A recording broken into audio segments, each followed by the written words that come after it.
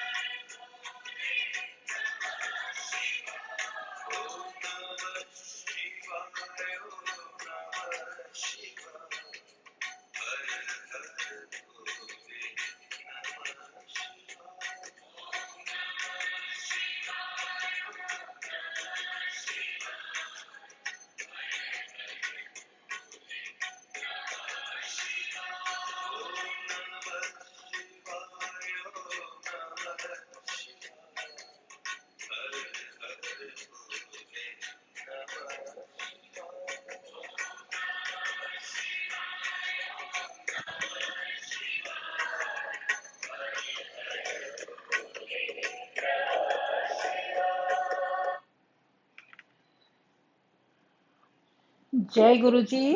नमस्ते गुरु जी। जय गुरु जी संगत जी। ओम श्री गणेशाय नमः। ओम नमः शिवाय। शिव जी सदा सहाय। ओम नमः शिवाय। गुरु जी सदा सहाय। Reading of Divya Abha, and today I'll be reading two satsangs, Sangat ji. So I begin. गुरु जी महान हैं। जून 2004 में जब गुरुजी ने अपने चरणों में स्थान दिया, तब से हम अत्यंत सौभाग्यशाली रहे हैं। उस समय से हमारे जीवन में अभूतपूर्व परिवर्तन आया है। वह हमें अधिक आश्वस्त और आनंदमय लग रहा है।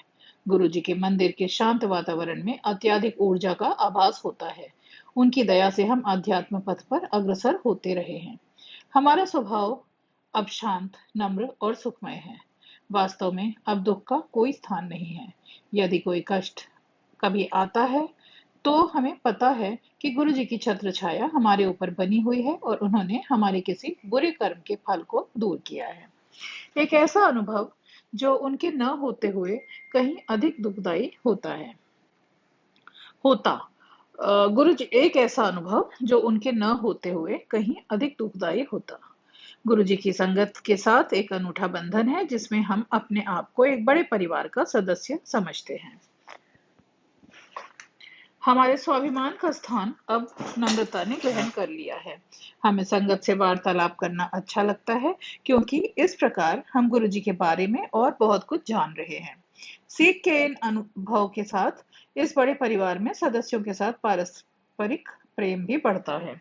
सत्संगों को सुनकर हमें पता लगा कि गुरु जी को अपने कष्ट बताने की भी आवश्यकता नहीं है। एक हार्दिक प्रार्थना से ही महापुरुष की कृपा हो जाती है। हमें यह भी आभास हो गया है कि गुरुजी से कुछ विनती करने की आवश्यकता नहीं है। इस प्रकार वह आशा भले ही पूर्ण कर दे, संभव है कि वह सबसे अच्छी न हो। सर्वोत्तम संतुष्टि और आनंद तब मिलते हैं जब गुरुजी स्वयं कुछ प्रदान करें। इस ज्ञान के प्रतिकूल जब भी हम दुविधा में होते हैं, हम गुरुजी से कुछ मांग बैठते हैं, क्योंकि हम मनुष्य ही हैं।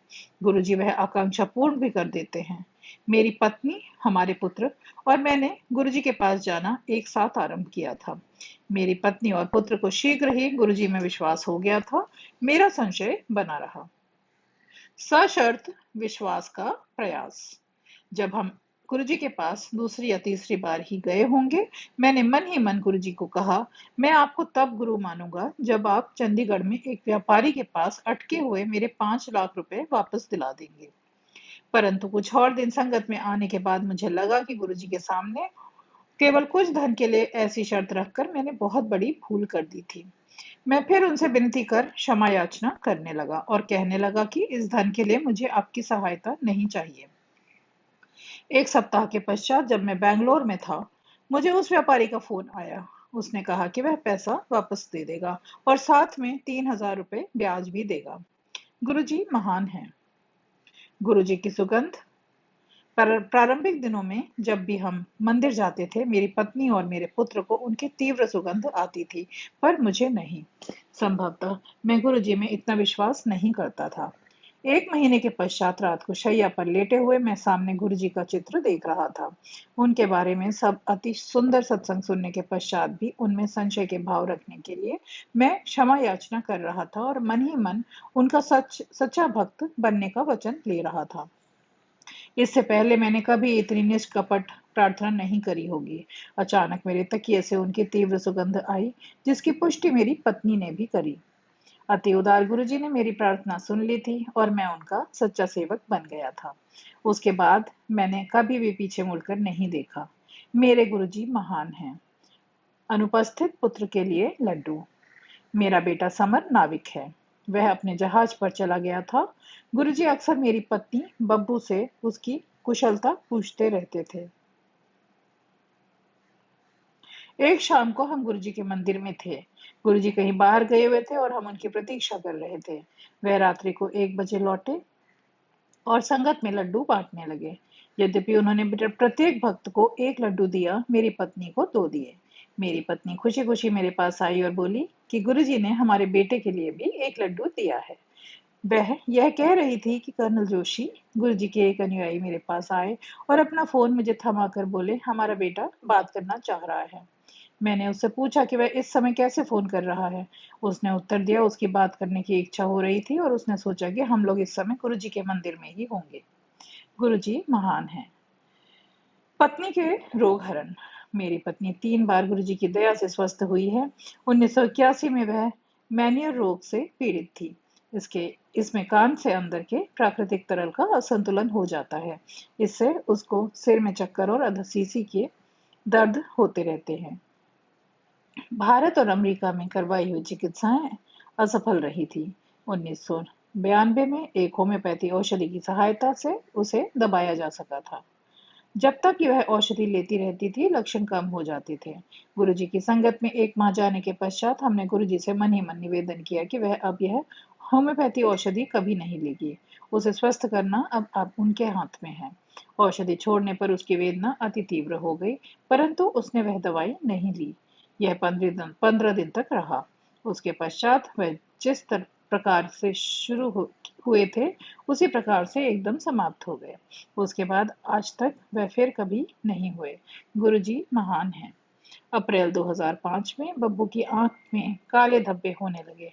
नेत्र विशेषज्ञ ने उसका परीक्षण करने के पश्चात बताया कि उसका दृष्टिपटल सूजा हुआ है और यदि उसने तुरंत स्टेरॉइड की गोलियां खाने आरंभ नहीं करी तो वह अपनी दृष्टि भी खो सकती है, किंतु इन्हें खाने से उसका अप्रकट तपेदिक रोग उभर सकता था। अतः उसे उसकी भी चिकित्सा करानी पड़ेगी। यह सुनकर वह चिंतित हो गई। चूंकि हम गुरुजी से सीधे उसका उल्लेख करने में झिझक रहे थे, एक अन्य महिला गुरुजी की दीर्घकालीन भक्त ने गुरुजी को इसके बारे में बताया। फिर भी जब बब्बू उनसे आज्ञा ले रही थी, गुरुजी कुछ नहीं बोले। रोग के भय से बब्बू ने गुरुजी को कहा कि वह स्टेरॉइड नहीं लेना चाहती है। गुरुजी ने मुस्कुराकर हमारे फिरोजपुर वाले घर में रखा हुआ शुद्ध मधु लाने को कहा। बब्बू जब वह शहद लेकर आई तो गुरुजी ने उसे अभिमंत्रित किया और उसे अपनी आंखों में डालने के लिए कहा। कुछ दिन पश्चात बब्बू का परीक्षण चंडीगढ़ स्थित हमारे पारिवारिक नेत्र विशेषज्ञ ने किया। उसने कुछ औषधियां खाने को कहा और आंखों में डालने वाली बूंदे भी दी। उसने आंखों में मधु डालने को मना करा क्योंकि उससे आंखों में डालने वाली बूंदों का प्रभाव नहीं रहेगा। हमने चिकित्सक का कहा माना, किंतु आंखों में शहद भी डालते रहे। 2 सप्ताह के उपरांत उसकी आंखें बिल्कुल ठीक हो गई थी और तपेदिक के परीक्षण भी का परिणाम भी नकारात्मक निकला। चिकित्सक ने बताया कि उनके पास एक अन्य महिला रोगी इसी प्रकार की समस्या के साथ आ रही थी। उसका रोग इतना अधिक नहीं है, किंतु उसे लाभ नहीं हुआ है। बब्बू का उदाहरण तो वास्तव में चमत्कार है। उसने बब्बू से पूछा कि क्या वह भगवान में विश्वास करती है। क्या इसमें कोई शंका थी? गुरुजी महान है। पिछले 9 वर्षों में बब्बू के मुख पर विषाणु-जनित मस्से हो रहे थे। त्वचा विशेषज्ञ की अनेक औषधियां और उनको जलाने की क्रियाएं असफल रही थीं। अंततः उसकी चिकित्सा गुरुजी के ही एक अन्य भक्त डॉक्टर D.R. चौहान ने मार्च 2006 में करी। 1 सप्ताह में ही कभी फिर न वापस होने के लिए वह सब लुप्त हो गए। गुरुजी महान हैं। दुर्घटना से रक्षा। दिसंबर 2006 में चंडीगढ़ में एक चौराहे पर 80 किलोमीटर के वेग से आती हुई एक एम्बेसडर गाड़ी ने हमारी जैन गाड़ी पर किनारे से आकर टक्कर मारी। हमारी गाड़ी 4 फुट दूर चली गई। उसके दरवाजे, खिड़कियां, मडगार्ड, सामने का शीशा, यहाँ तक कि गाड़ी का यंत्रों वाला हिस्सा भी टूट गया। इतनी जोर से दुर्घटना के बाद भी हम चारों सुरक्षित बाहर निकल आए। गाड़ी को ठीक कराने के लिए मुझे कुछ धन व्यय नहीं करना पड़ा क्योंकि एम्बेसडर गाड़ी के स्वामी ने पूरा पैसा दिया। यह सब केवल गुरुजी की दया से ही संभव हो पाया। गुरुजी महान हैं। हम गुरु कृपा के लिए उनके अत्यंत आभारी हैं। गुरुजी अक्सर कहते थे कि आने वाले समय में इस संसार में अनेक कठिनाइयां आने वाली हैं। कोई किसी की सहायता नहीं करेगा, चाहे वह उसका अति घनिष्ठ संबंधी, भाई, बहन या कोई अन्य ही क्यों न हो। केवल गुरुजी की संगत के इस परिवार में ही सुख, शांति और चैन मिल पाएगा। कहने की आवश्यकता नहीं है कि हम उनकी संगत के सदस्य होकर और उनकी दया के पात्र बनकर सौभाग्यशाली हैं। ओम नमः शिवाय। गुरुजी सदा सहाय। मेजर जनरल मोहिंदर पाल सिंह संधू, चंडीगढ़ जी का ये सत्संग था। और संगत जी, मैं कुछ कहना चाहूंगी। ये जो लास्ट का पैराग्राफ है उसके बारे में कि देखिए, कई पुरानी संगतों ने ये बताया है कि गुरुजी बात बात में कह जाते थे कि आने वाला टाइम बहुत माड़ा है, बहुत ही कठिनाइयों से भरा हुआ है और कोई किसी की मदद नहीं करेगा, चाहे वो घनिष्ठ संबंधी हो, भाई हो, बहन हो, कोई रिश्ता काम नहीं आएगा। और हम आज की डेट में यही देख रहे हैं। कोरोना काल में सब एक दूसरे से इतना डरे हुए हैं कि कोई किसी के काम नहीं आ रहा है। यहाँ तक कि परिवार में किसी की मृत्यु हो जाने पर भी परिवारजन नहीं इकट्ठा हो पा रहे हैं। कोई किसी की किसी प्रकार से मदद नहीं कर पा रहा है। और इसके बारे में गुरुजी ने बहुत साल पहले ही बता दिया था। साथ में उन्होंने हमारे लिए संगत परिवार छोड़ दिया था और उन्होंने ये कहा था कि आप संगत परिवार छोड़ जा रहा हूँ और यही एक दूसरे के काम आएगा जो माड़ा टाइम है। और हम देख भी रहे हैं संगत जी की संगत परिवार सच में एक दूसरे के काम आता है। कोई एक संगत अगर मुसीबत में होती है तो 4 संगत खड़ी हो जाती हैं उसकी मदद करने के लिए, बिना आगा पीछा देखे हुए। तो गुरु जी का एक एक वाक्य, एक एक कथन बिल्कुल ही पत्थर की लकीर है। वो जो भी कहते थे उसमें कोई संशय या कोई शंका का कोई स्थान नहीं होता था। और तो इस चीज को हमें ध्यान रखना है और हमें अपने संगत परिवार में प्रेम बना के रखना है और सपोर्ट करना है एक दूसरे को। ये गुरु जी का बनाया हुआ परिवार है। बाकी जो परिवार है वो तो हम उसमें हमने उसे चूज नहीं करा है या फिर वहां पर हम पैदा हो गए। वो रिश्ते बने बनाए मिले थे हमें। लेकिन ये रिश्ता हमारे गुरु ने, हमारे प्रभु ने, हमारे परमात्मा ने हमारे लिए बनाया है। तो इन रिश्तों को, इस संगत परिवार को हमें बहुत सहेज के, बहुत प्यार से, बहुत ध्यान से रखने की आवश्यकता है। एक चीज और गुरु जी बोल गए थे कि आने वाला टाइम बहुत माड़ा है, लेकिन जो पाठ करेगा, जो सत्कर्म करेगा वो बच जाएगा। तो उपाय गुरुजी साथ में बताकर गए थे। हालांकि उन्होंने ये बताया था कि बहुत बुरा समय आगे है और हम देख ही रहे हैं कि 2020 से किस तरह से बुरे समय का आरंभ हो चुका था। 2020 बुरा था, 2021 उससे कहीं ज्यादा बुरा है। मतलब पता नहीं कितनी मौत और कितने लोग कष्ट में परेशान हैं और ये सब चीजें हमारे अराउंड हो रही हैं। लेकिन शांति हमें आकर मिलती है सिर्फ गुरु जी के चरणों में। और कोरोना काल में मैं अपना पर्सनल एक्सपीरियंस अगर बताऊं तो मुझे, मेरे लिए ब्लेसिंग इन डिस्गाइज रहा है। मैं गुरु जी के चरणों में ज्यादा अपना समय अर्पित कर पाई। फालतू के इधर उधर घूमने फिरने भ्रमण में और बाकी चीजों में समय न व्यर्थ करते हुए मैंने अब गुरु जी को समझने की, गुरु जी के जितने भी ग्रंथ है उन्हें पढ़ने की, उन्हें जानने की ज्यादा से ज्यादा कोशिश करी, जिससे गुरु जी ने मुझे जो मेरा स्पिरिचुअल पाथ है उस पर बिल्कुल ही अग्रसर कर दिया। और ये मेरे लिए बहुत ही सौभाग्य की बात है। तो अब हम अगला सत्संग लेते हैं संगत जी। गुरुजी के चित्र से अनुकंपा। दिसंबर 2005 में के एक शनिवार को दिल्ली में प्रातः 8 बजे मैं घर पर बैठे हुए समाचार पत्र पढ़ रहा था कि मेरे एक घनिष्ठ संबंधी का फोन आया। रिश्ते में मेरे भाई पीएन राजू ने बताया कि उनके भाई पीएन नरसिम्हम और उनके दो अन्य सहकर्मी की प्रातः 4 बजे पौंडीचेरी से घर आते हुए भयंकर दुर्घटना हो गई थी। बात करते करते राजू रो पड़े।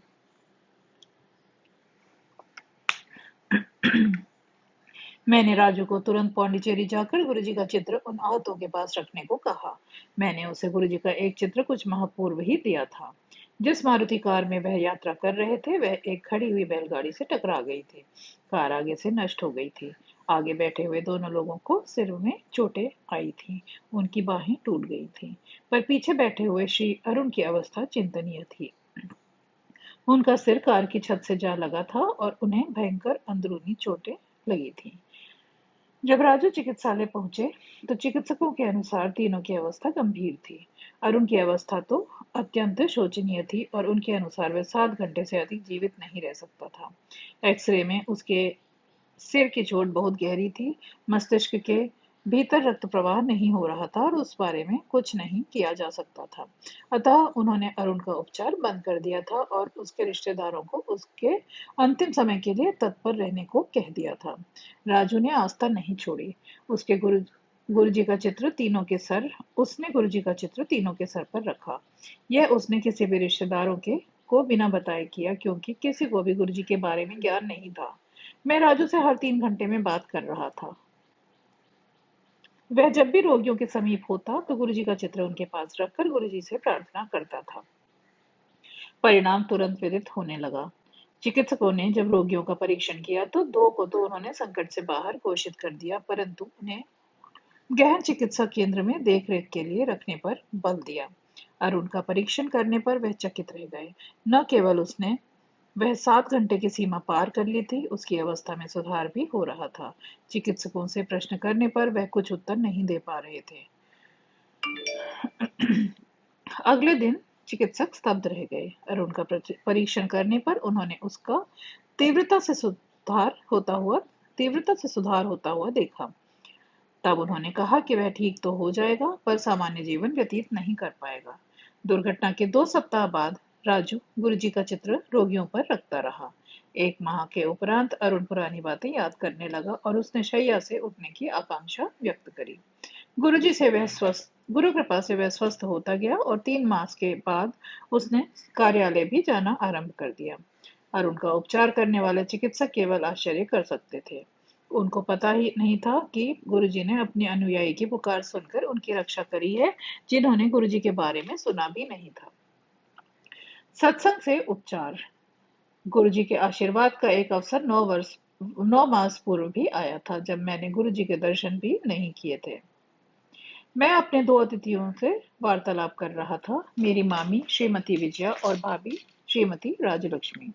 मेरी मामी स्पॉन्डिलोसिस की रोगी थी और भाभी पिछले 15 वर्ष से अधशीशी दर्द से पीड़ित थी।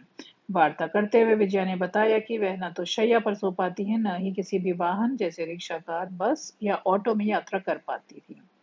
वह अपने मन को की शांति खो चुकी थी। तमिलनाडु के एक विशिष्ट स्पॉन्डिलोसिस विशेषज्ञ डॉक्टर माइल वाहनम ने कह दिया था कि उनको इस वेदना के साथ ही शेष जीवन व्यतीत करना पड़ेगा। श्रीमती राजलक्ष्मी को इतनी अधिक पीड़ा होती थी कि वह आत्महत्या करने का सोचने लगती थी। कुछ एक बार उसने सोने की अधिक गोलियां ले भी ली थी, पर असफल रही थी। मुझे पता नहीं कि मेरे मन में यह विचार कैसे उत्पन्न हुआ, किंतु मैंने उनको कह दिया कि गुरुजी के समक्ष ये समस्याएं रखने से उनको मुक्ति मिल जाएगी। उस समय मेरे पास गुरुजी का एक ही चित्र था, पर मैं उनको गुरुजी के बारे में बताता गया। मैंने उनको बताया कि कैसे उनसे भी अधिक गंभीर रोगी गुरु जी की कृपा से स्वस्थ हुए हैं। मैं उनको गुरु जी के भक्तों के संस्मरण कोई 10 मिनट तक सुनाता रहा। अविश्वसनीयता से यह सब सुनने के बाद विजया और राजलक्ष्मी दोनों ने अपने रोग में सुधार होने की बात कही। विजया ने कहा कि उसका स्पॉन्डिलोसिस का दर्द शीघ्रता से कम हो रहा था। राजलक्ष्मी ने भी कहा कि उसकी वेदना वार्ता प्रारंभ होने के समय बनी हुई थी, घट रही थी। उसको लग रहा था जैसे उसके सिर से कोई बहुत बड़ा बोझ हट गया है। उनके स्वास्थ्य में प्रगति बनी रही। उस रात विजया 10 वर्ष के पश्चात पहली बार शैया पर सोई। राजलक्ष्मी ने उस रात कोई औषधि नहीं ली। यह चमत्कार देखने के तुरंत बाद मैंने कर्नल चैटर्जी को फोन किया और उनसे गुरुजी के पास जाने के मार्गदर्शन लिए। 1 सप्ताह के बाद हमने सदगुरु के दर्शन किए और उनसे आशीर्वाद लिया। उस वार्ता को हुए 3 वर्ष हो गए हैं और चेन्नई में रह रही वह महिलाएं रोज गुरुजी के चित्र के सामने उनसे प्रार्थना करती हैं। अब उनमें से उन रोगों के कोई आसार शेष नहीं है। सत्संग बाय आर कृष्णा स्वामी, दिल्ली। सो देखिए संगत जी, गुरु जी की महिमा की जो दो जो उनकी मामी और भाभी थी, जो इंडियन संगत का ये सत्संग है, उनको तकलीफें थी और वो गुरुजी के बारे में कुछ भी नहीं जानती थी। और लेकिन सत्संग सुनते सुनते उनकी जो तकलीफ थी वो उसी समय समाप्त हो गई और फिर वो कभी वापस नहीं लौटी। कितनी ही अचंभे की बात है। अगर आप सोचिए तो मतलब हर तरह की साइंस फेल है इसके सामने कि सत्संग का जो पावर है, सत्संग शेयरिंग का, सत्संग सुनना। गुरुजी कहते थे सत्संग करन वाले दा भी कल्याण और सत्संग सुनन वाले दा भी कल्याण कल्याण। तो दोनों का ही कल्याण इसमें छिपा हुआ है संगत जी। और शायद गुरुजी ने इसी मंशा के साथ में ये जो महान ग्रंथ है लाइट ऑफ डिविनिटी, और जिसका बाद में अनुवाद हुआ हिंदी में दिव्य आभा, जो कही गई, ये गुरुजी ने खुद इसमें सत्संग सिलेक्ट करे थे, इसमें जितने भी पब्लिश हुए हैं, और गुरुजी की निगरानी में ही ये ग्रंथ पब्लिश हुआ था। तो गुरुजी चाहते थे कि आगे जब वो सशरीर नहीं रहेंगे, यहाँ पर अपना चोला छोड़ देंगे, तो आगे आने वाले टाइम पे जो संगतें हैं, जो वो सत्संग सुन के अपना कल्याण कर। कितनी ब्लेसिंग छुपी हुई है इन सत्संग में, मतलब कितने डिवाइन है ये हम इस सत्संग में सुन के समझ पा रहे हैं। और सत्संग सुनना और करना ये भी एक पूजा है, और इट इज हीलिंग हमारे लिए। एक मेडिसिन की तरह ये काम करता है। तो रेगुलरली संगत जी, आप लोग अपने सत्संग भी शेयर किया करिए और सत्संग सुना करिए। लाइट ऑफ डिविनिटी और दिव्य आभा के जो जो ब्लेस सत्संग हैं, जो कि गुरुजी ने खुद ब्लेस करे थे, उन सत्संग को जरूर सुनिए और ब्लेसिंग्स पाइए। और इसी नोट के साथ मैं अब आज का ये पठन यहीं पर समाप्त करती हूँ। और रोज की तरह मंत्र जाप गुरुजी का आप लोगों से निवेदन है कि आप भी ज्वाइन करिए मंत्र जाप करने में। ओम नमः शिवाय। शिव जी सदा सहाय। ओम नमः शिवाय। गुरु जी सदा सहाय। ओम नमः शिवाय। शिव जी सदा सहाय। ओम नमः शिवाय। गुरु जी सदा सहाय। ओम नमः शिवाय। शिव जी सदा सहाय। ओम नमः शिवाय। गुरु जी सदा सहाय। ओम नमः शिवाय। शिव जी सदा सहाय। ओम नमः शिवाय।